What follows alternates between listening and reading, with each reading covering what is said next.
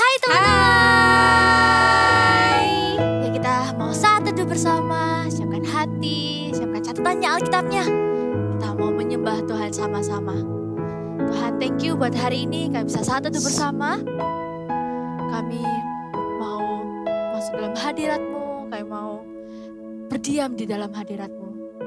Dalam nama Tuhan Yesus, haleluya, amin. Hanya kepadamu ku bawa seluruh kehidupanku sebagai persembahan yang hidup dan yang berkenan kepadamu, karena kasih-Mu Kau memiliku.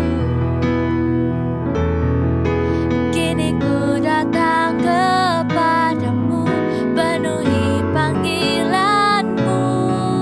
Sama-sama kita nyanyikan. Ini aku bejana-Mu, bentuklah sesuai kehendak-Mu, untuk genapi firman-Mu. Oh Yesusku, jadikanku alat yang indah di mata-Mu, bejana yang sempurna seperti-Mu. Sama-sama kita nyanyikan dari awal. Hanya kepadamu ku bawa seluruh kehidupanku sebagai persembahan yang hidup dan yang berkenan kepadamu, karena kasih-Mu Kau memiliku. Kami datang kepadamu, kini ku datang kepadamu, penuhi panggilan-Mu. Sama-sama kita katakan, ini aku bejana-Mu, bentuklah sesuai kehendak-Mu, untuk genapi firman-Mu.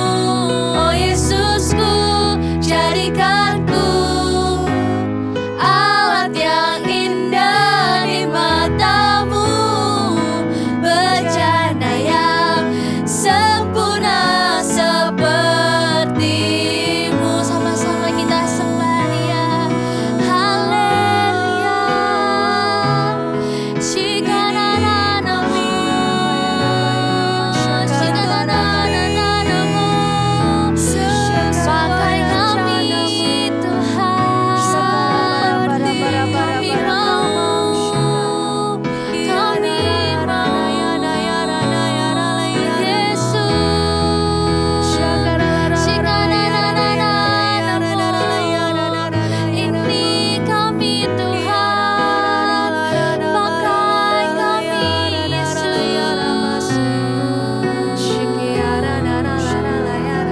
Ini kami Tuhan,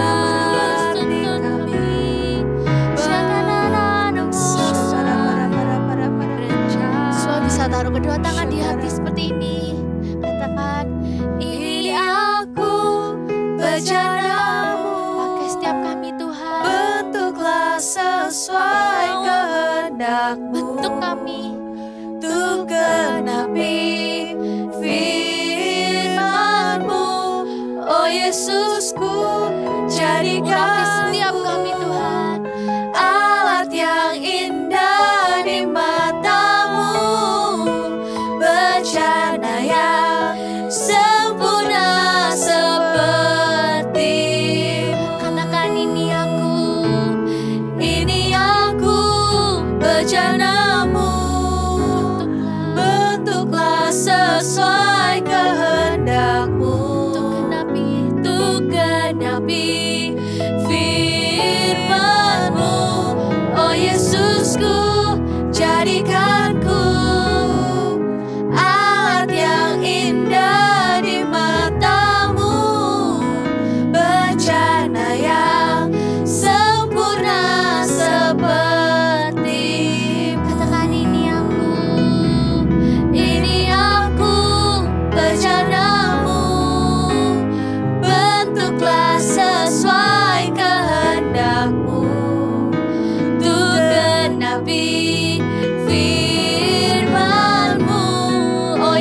Yesusku, jadikanku alat yang indah di matamu, bejana yang sempurna sepertimu. Jadikan bejana yang sempurna sepertimu. Jadi kami, setiap kami bejana yang sempurna sepertimu.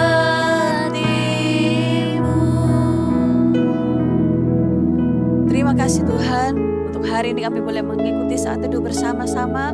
Urapi setiap kami ya Tuhan, berfirmanlah, kami ini siap mendengarkan. Dalam nama Yesus kami berdoa, haleluya, amin. Shalom semua, senang sekali kita berjumpa lagi di saat teduh Eagle Kids. Mari kita mulai pembacaan ayat kita di dalam kitab Bilangan yang ke-36. Perikopnya adalah syarat perkawinan anak-anak perempuan yang mempunyai hak waris. Ya, mari kita baca ayat yang pertama sampai yang ke-13.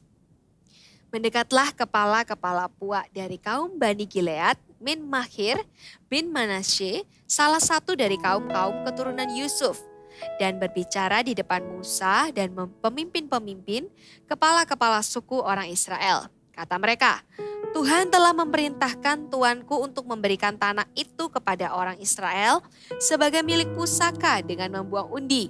Dan oleh Tuhan telah diperintahkan kepada tuanku untuk memberikan milik pusaka Zelofehad, saudara kami, kepada anak-anaknya yang perempuan. Tetapi seandainya mereka kawin dengan salah seorang anak laki-laki dari suku lain di antara orang Israel, maka milik pusaka perempuan itu akan dikurangkan dari milik pusaka bapak-bapak kami, dan akan ditambahkan kepada milik pusaka suku yang akan dimasukinya. Jadi akan dikurangkan dari milik pusaka yang diundikan kepada kami. Maka apabila tiba tahun Yobel bagi orang Israel, milik pusaka perempuan itu akan ditambahkan kepada milik pusaka suku yang akan dimasukinya, dan akan dikurangkan dari milik pusaka suku nenek moyang kami. Ayat yang kelima, lalu Musa memerintahkan kepada orang Israel sesuai dengan titah Tuhan. Perkataan suku keturunan Yusuf itu benar. Inilah firman yang diperintahkan Tuhan mengenai anak-anak perempuan Zelofehad. Bunyinya, mereka boleh kawin dengan siapa saja yang suka kepada mereka, asal mereka kawin di lingkungan salah satu kaum dari suku ayah mereka. Sebab milik pusaka orang Israel tidak boleh beralih dari suku ke suku. Tetapi orang Israel haruslah masing-masing memegang milik pusaka suku nenek moyangnya.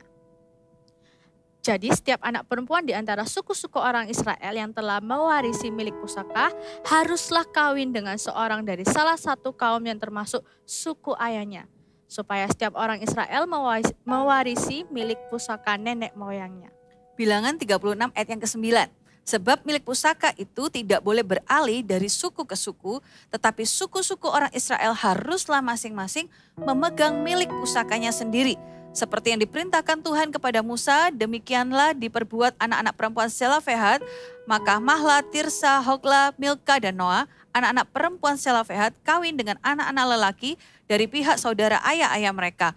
Mereka kawin dengan laki-laki dari kaum-kaum Bani Manasye bin Yusuf, sehingga milik pusaka mereka tetap tinggal pada kaum suku ayahnya. Yang ke-13, itulah perintah dan peraturan yang diperintahkan Tuhan kepada orang Israel dengan perantaraan Musa di dataran Moab, di tepi sungai Yordan dekat Yeriko. Katakan amin. Nah, Amin. hari ini kalian boleh garis bawah ayat yang ke-7 dan ke-9. Ya, dikatakan bahwa sebab milik pusaka itu tidak boleh beralih dari suku ke suku, tetapi suku-suku orang Israel haruslah masing-masing memegang milik pusakanya sendiri. Firman ini dikatakan 2 kali, berarti ini sangatlah penting.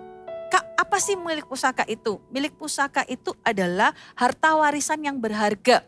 Ya, pada waktu itu mereka ini milik pusakanya adalah tanah, adalah bagian tanah. Itu yang harus mereka jaga.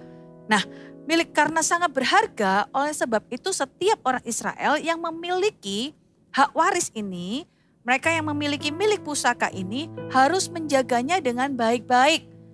Mereka harus bertanggung jawab. Mari sama-sama katakan bertanggung jawab.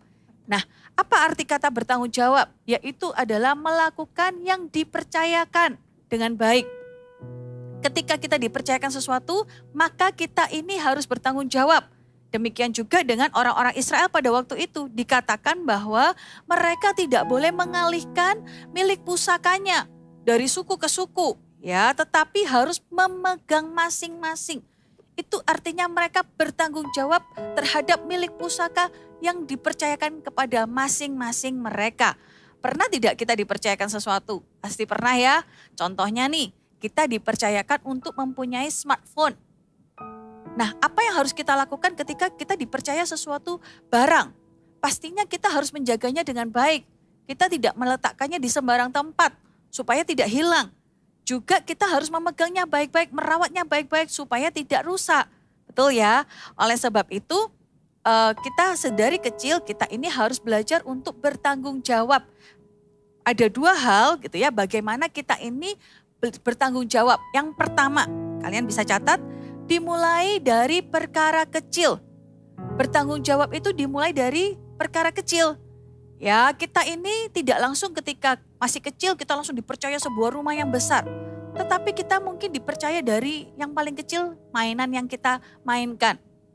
Bagaimana kita menjaga mainan? Ketika kita bertumbuh agak dewasa, kita dipercaya barang-barang yang lebih berharga. Misalnya seperti smartphone, handphone, kamera. Lalu ketika bertambah dewasa, maka kita ini semakin banyak semakin dipercaya. Oleh sebab itu, bertanggung jawab itu dimulai dari perkara yang kecil. Lukas 16 ayat yang ke-10 berkata bahwa barang siapa dapat dipercaya dalam perkara yang kecil, maka ia juga akan bisa dipercaya dalam perkara yang besar. Tetapi kalau tidak bisa dipercaya dalam hal yang kecil, maka juga tidak bisa dipercaya dalam hal yang besar. So, hari ini lewat apapun yang kalian lakukan, belajarlah untuk menjadi orang yang bertanggung jawab. Ya, baik secara rohani nih, misalnya untuk kehidupan rohanimu, kamu bertanggung jawab. Yaitu adalah kamu memiliki saat teduh pribadi. Juga saat teduh bersama-sama seperti ini. Beribadah dan ikut connect group, itu adalah tanggung jawabmu untuk kerohanian. Untuk sekolah, apa yang kita lakukan? Misalnya, mengerjakan tugas, belajar tanpa harus diperintah. Itu mengerti tentang tanggung jawabnya. Karena percaya ketika kita memulai dari sesuatu yang remeh, sesuatu yang kecil, tetapi ketika kita melakukannya terus, maka satu hari nanti Tuhan akan mengaruniakan kepada kita hal-hal yang bisa dipercaya dalam perkara yang besar. Lalu bagaimana kita bertanggung jawab? Yang kedua adalah dengan konsisten melakukannya. Ya, konsisten itu artinya melakukannya terus-menerus. Bukan hari ini melakukan, besok enggak. Hari ini melakukan, kapan-kapan tidak lagi. Tetapi terus konsisten belajar bertanggung jawab.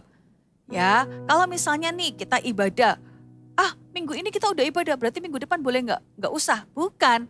Berarti kita ibadah terus karena kita tahu bahwa itu adalah tanggung jawab kita untuk pertumbuhan rohani kita.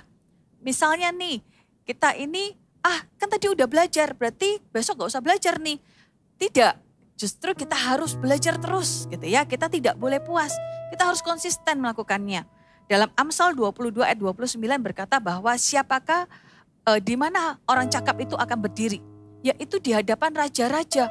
Wow, siapa yang hari ini tidak ingin suatu hari nanti kalian menjadi orang yang sukses? Pasti semua ingin ya. Dikatakan berdiri di hadapan raja-raja, berarti kita ini dibawa naik level. Bukan hanya untuk berkata pada orang sepantaran atau orang-orang yang di bawah kita, tetapi kita ini juga bisa dibawa Tuhan untuk bertemu dengan orang-orang yang luar biasa.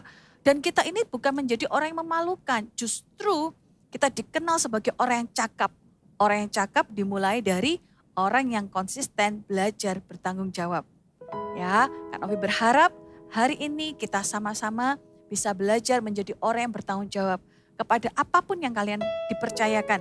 Belajarlah. Ketika hari ini mungkin kalian merasa, aku kok gagal dalam satu hal nih, aku bertanggung jawab. Apa yang harus kita lakukan? Yang harus kalian lakukan adalah yang pertama pasti kita harus mengaku kalau misalnya itu perlu diakui. Misalnya kita merusakkan handphone, kita harus bilang sama mama papa, ya maaf gitu ya. Jadi kita tidak membuat alasan tapi kita bilang maaf. Lalu berikutnya adalah kita belajar lagi untuk bisa dipercaya. Demikian terus. pasti Kak Novi percaya ketika kita tidak menyerah untuk menjadi orang yang bertanggung jawab, maka hidup kita suatu hari nanti pasti dipakai Tuhan besar. Katakan amin. Amin. Mari kita semua berdoa.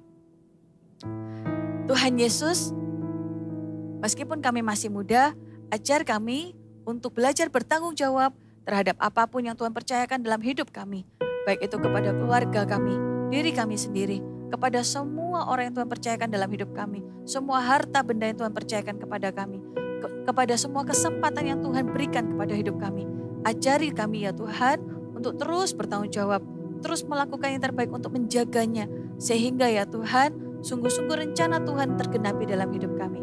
Terima kasih Tuhan. Dalam nama Yesus kami berdoa. Haleluya. Amin. Wow, thank you Kak Novi. Bertanggung jawab itu dimulai dari sekarang, gak tunggu nanti waktu gede ya. Ternyata hari-hari ini teman-teman lagi punya tanggung jawab apa? Coba list di kolom komen, teman-teman bisa tuliskan. Aku bertanggung jawab untuk apa? Kamu boleh tuliskan supaya itu mengingatkanmu. Nanti one day kamu bisa lihat lagi ke komen ini untuk lihat, oh aku ternyata udah bertanggung jawab yang ini. Jadi mama papa kasih kepercayaan aku lebih besar yang ini. Jadi sekarang boleh tulis dulu apa tanggung jawabmu hari-hari ini sebagai seorang anak maupun sebagai seorang pelajar. Kalau gitu kita ketemu lagi ya hari Jumat depan di Saat Teduh bersama Eagle Kids. God bless you. God bless you. Berikut adalah cara penggunaan aplikasi I Love My Bible. Masuk ke aplikasi GMS Church, di bagian home akan muncul tampilan untuk aplikasi I Love My Bible. Klik pilihan bahasa jika Anda memiliki preferensi bahasa tertentu. Ada 2 pilihan bahasa yang disediakan, yaitu bahasa Indonesia atau bahasa Inggris. Pilih versi yang akan digunakan umum atau anak-anak. Untuk anak-anak ada 2 versi, yaitu Super Trooper untuk usia 3-9 tahun dan Voltage untuk usia 9-13 tahun. Klik pembacaan kitab mulai dari urutan kitab yang paling awal, yaitu kitab Kejadian. Pilih minggu pertama dan Anda dapat membaca sesuai urutan mulai dari pengetahuan tentang kitab, intro sebagai tema pengantar dalam 1 minggu, dan hari ke-1 sebagai menu pembacaan hari tersebut. Download template arah untuk Anda dapat membagikan ayat, rema, aplikasi, dan harapan yang Anda dapatkan dari pembacaan hari itu di media sosial. Jangan lupa centang checklist sebagai penanda bahwa Anda sudah menyelesaikan pembacaan kitab hari itu dan lanjutkan checklist sampai pembacaan selesai. I Love My Bible, baca Alkitab setiap hari.